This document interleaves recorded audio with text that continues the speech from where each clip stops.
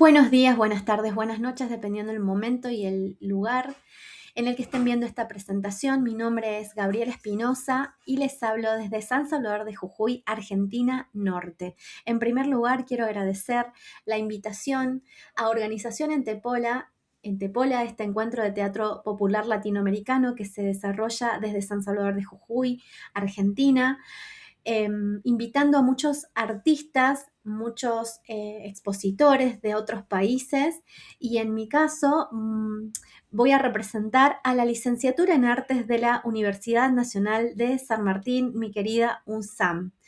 Así que nuevamente gracias y les deseo todos los éxitos a este encuentro que tiene un impacto cultural muy interesante en toda la provincia y en el país.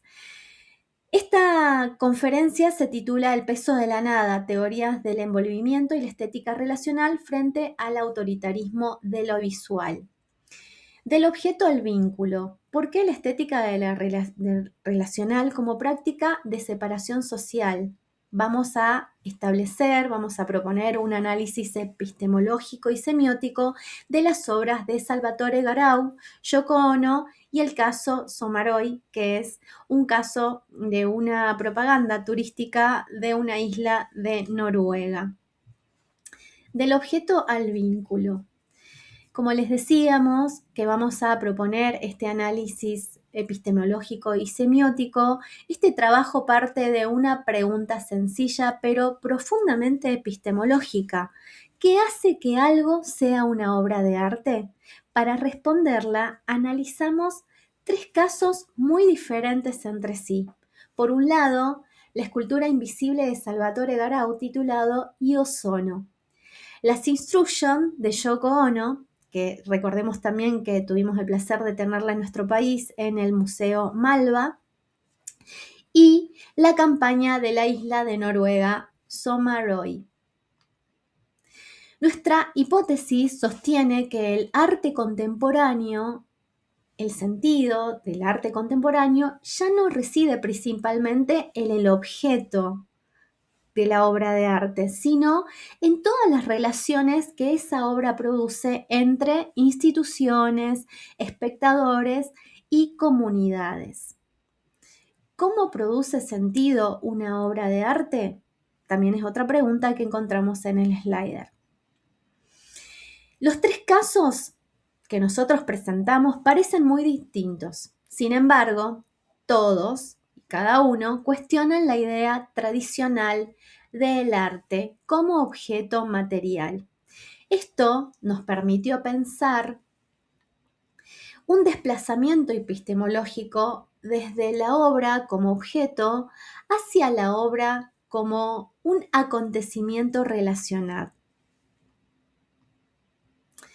Anne Kaukelin sostiene que el arte contemporáneo ya no puede entenderse únicamente por el objeto. La obra de arte existe porque existe también y a su vez una red institucional que la legitima.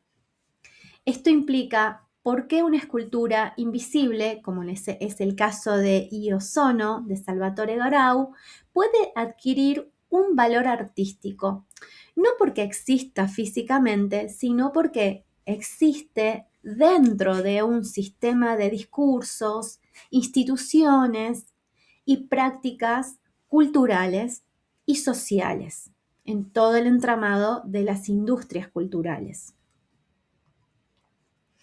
Desde Derrida comprendemos que ninguna obra posee un significado fijo. Las tres experiencias estudiadas funcionan como textos abiertos. El sentido aparece únicamente cuando el espectador participa de la interpretación. ¿Por qué? Porque el espectador realiza, a partir de una observación, una construcción de sentido. En el caso de la isla de Noruega, fue una campaña publicitaria con con una planificación de un marketing cultural y turístico muy pensado, y se invirtió miles de euros, la moneda de Noruega, para realizar esta campaña en la que se decía o se sostenía que Somoroi es una isla sin relojes, porque ellos viven con 6 meses, tienen la noche solar y otros 6 meses o 4 o 6 meses el sol de medianoche. Entonces, fue más que nada una campaña en la que sí se produjo transformación social, pero de alguna manera nosotros la tomamos como para ejemplificar y para hacer una conexión dentro de nuestro ensayo y dentro de nuestra propuesta. Aquí aparece el caso de Yoko Ono. En Main Piece, que así se titula la obra, la propuesta de esta artista disruptiva, el público reconstruye piezas rotas. La obra no es la cerámica en sí misma, la obra es la interacción entre el público, los asistentes y no solo la interacción, sino la acción que produce el público, que producen los asistentes, los espectadores, ya dejan de ser espectadores y se convierten también en proactivos. El espectador deja de ser observador, en este caso, para convertirse en co-creador de esa obra. Nuestro ensayo también propone una interpretación original. ¿En qué sentido? Porque relacionamos la filosofía del Kintsugi con la estética relacional. Así como en el Kintsugi repara una grieta con oro muy pacientemente, el arte contemporáneo puede reparar simbólicamente las fracturas sociales mediante experiencias compartidas, mediante experiencias de orden comunitario. Esta probablemente sea la contribución más original de esta propuesta, de esta ponencia. El paradigma de la complejidad nos permite abandonar las explicaciones lineales. La obra ya no puede entenderse como algo aislado. Cada espectador modifica la obra y al mismo tiempo la obra transforma al espectador en esa relación dialéctica, en esa interacción. Mismo con la obra de Ozono, a partir de la legitimación del certificado de autenticidad de la obra, en este sentido podemos también recalcar que la obra transforma al espectador. Una consecuencia importante del ensayo es la pedagógica. Si la obra ya no reside únicamente en el objeto, entonces la enseñanza artística tampoco podría limitarse, ni puede limitarse al aprendizaje técnico. Debe favorecer experiencias colaborativas, pensamiento crítico y, por supuesto, producción colectiva de sentido. Todos los autores que nosotros proponemos en esta presentación dialogan alrededor de una misma idea. El arte contemporáneo desplaza el centro desde el objeto hacia lo relacional, hacia ese entramado de relaciones.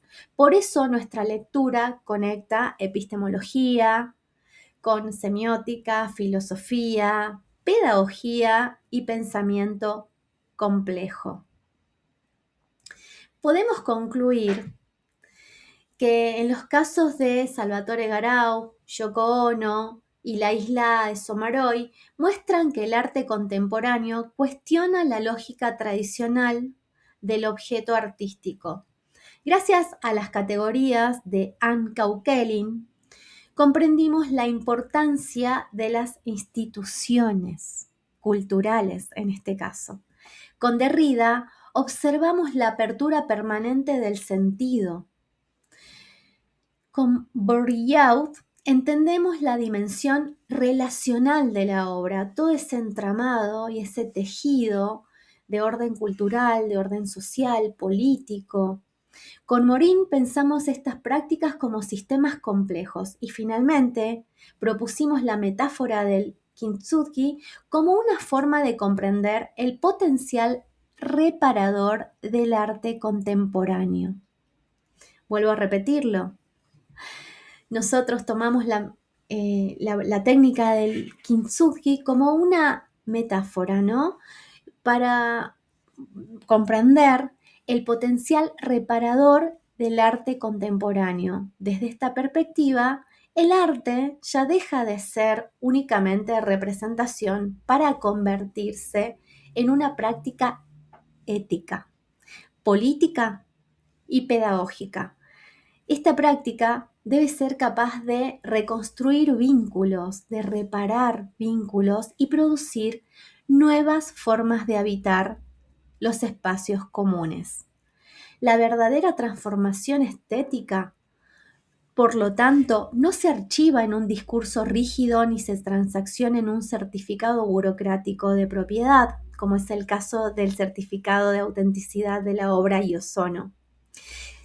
Se despliega en un acto de justicia cognitiva diario, en la soberanía de los cuerpos de nuestros estudiantes, de los docentes y de ciudadanos que eligen abandonar la pasividad de la dupla promover y recibir para convertirse en traductores y productores artísticos activos, capaces de habitar espacios comunes, abrazar las imperfecciones de la historia y reparar las fracturas de las comunidades. La verdadera transformación estética, por lo tanto, no se archiva en un disco rígido ni se transacciona en un certificado de autenticidad burocrático de propiedad. Se despliega en un acto de justicia cognitiva diario. Y es así como llegamos al final de esta presentación. Así que muy buenas tardes, buenas noches o buenos días, según el lugar donde estén viendo.